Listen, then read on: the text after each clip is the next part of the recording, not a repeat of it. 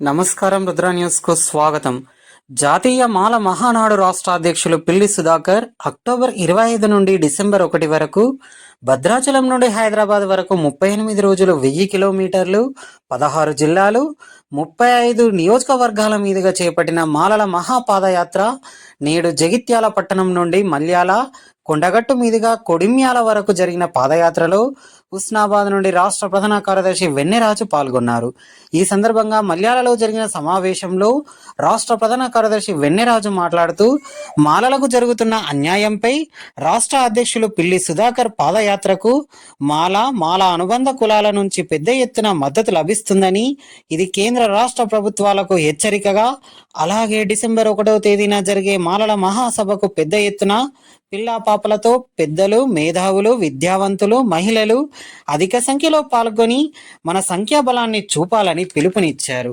ఈ కార్యక్రమంలో మేడి అంజయ్య, ఇతర రాష్ట్ర నాయకులు మరియు జగిత్యాల జిల్లా నాయకులు, మాల కుల బాంధవ్యులు, మాల అనుబంధ కుల బాంధవ్యులు తదితరులు పాల్గొన్నారు.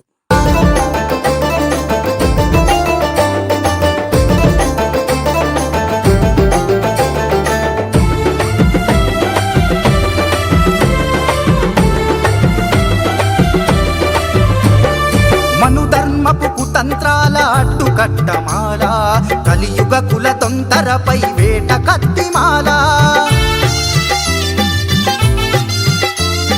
రణతంత్రపు రాజనీతి యుగంధరుడు మాల, గణతంత్రపు రాజ్యాంగపు వజ్ర కవచమే మాల, కుల ఉప్పెనకైనా ఎదురు నడుచుమాల, కత్తుల వంతెన పైన కవాతు చేయుమాల, బహుజన తొలి పొలికే కై ఉద్యమించుమాల, భరతావని దశ దిశను మార్చివెయ్యి మాల, మార్చివెయ్యి మాల, మార్చివెయ్యి మాల.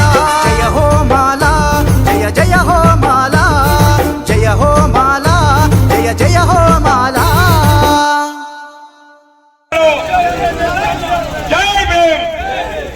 అనేకమైనటువంటి విషయాల మీద మరి పోయిన నెల 25వ తారీఖున భద్రాచలంలో మొదలుపెట్టిన మాలల హక్కుల కోసం ఏదైతే కాలరాసి అటువంటి బీజేపీ కుటిల ప్రభుత్వం మోదీ చేస్తున్నటువంటి నాటకాలకు తెరదింపాలని చెప్పేసి మరి ఊరు, పల్లె, వాడ, జిల్లా, రాష్ట్ర స్థాయిలో మాలలకు జరుగుతున్నటువంటి అన్యాయాల కోసం కాలుకు గడ్డ కట్టుకొని మరి బయలుదేరినటువంటి రాష్ట్ర అధ్యక్షులు గౌరవ పెద్దలు పిల్లి సుధాకర్ గారు ప్రతి ఒక్క పిల్ల, పాప, ముసలికి తెలియజేయాలి ఏ విధంగా మనం నష్టం జరుగుతుందా అని చెప్పేసి ఈ రోజు 25వ రోజుకు ఈ పాదయాత్ర విజయవంతంగా ఘన స్వాగతాలతో మాలదండు కదిలినటువంటి చందంగా ప్రతి నిత్యం అనునిత్యం మరి రాష్ట్ర ప్రభుత్వానికి ప్రతి నిత్యం హెచ్చరికలతో జారీ చేస్తున్నటువంటి గొంతుక ఈ మాలల ఐక్య వేదికకు ప్రధానమైనటువంటి రాష్ట్ర అధ్యక్షులు పిల్లి సుధాకర్ గారి గొంతుకనే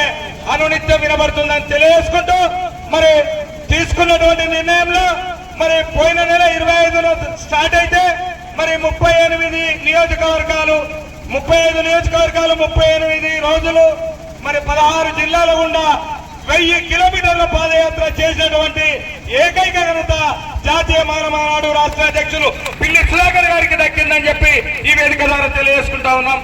మరి ఈ రాష్ట్ర అధ్యక్షునికి కుటుంబం కోసము, తన పిల్లల కోసము, తన స్వార్థం కోసము రాజకీయంలో ఏదో పోస్టు ఇయ్యలేదన్నటువంటి అక్కస్తో మొదలుపెట్టినటువంటి పాదయాత్ర ఇది కాదు.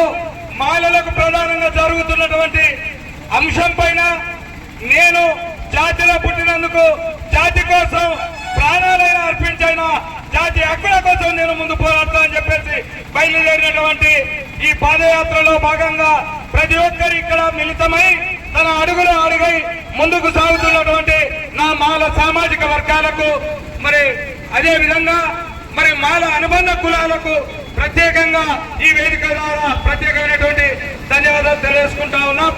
మరి మీరంతా ఇదే స్ఫూర్తితో మరి ఏబిసిడి వర్గీకరణ జరిగితే గతంలో ఎంతో నష్టం మనకు జరిగింది.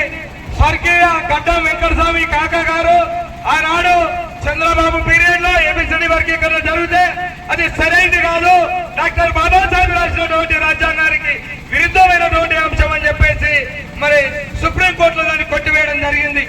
అప్పటి నుండి మళ్ళీ ఇప్పుడున్నటువంటి మోదీ ప్రభుత్వం చేసినటువంటి రాజకీయ విషయానికి తెరదిప్పడం కోసం మాల జాతిలో పుట్టిన ప్రతి ఒక్కరు నడుం కట్టి నడుం బిగించి డిసెంబర్ 1వ తారీఖున చలో హైదరాబాద్ కార్యక్రమానికి మీ సొంత ఊళ్ళ నుంచి వెహికల్స్ పెట్టుకొని స్వచ్ఛందంగా ప్రతి ఒక్కరము ఈ అంబేద్కర్ వారసులుగా పుట్టిన మనమందరం కూడా అక్కడికి వెళ్లి విజయవంతం చేయడం కోసం మీరందరూ రావాల్సిందిగా ప్రతి ఒక్కరికి పాదాభివందనం చెప్పి రావాల్సిందిగా కోరుతా ఉన్నాం.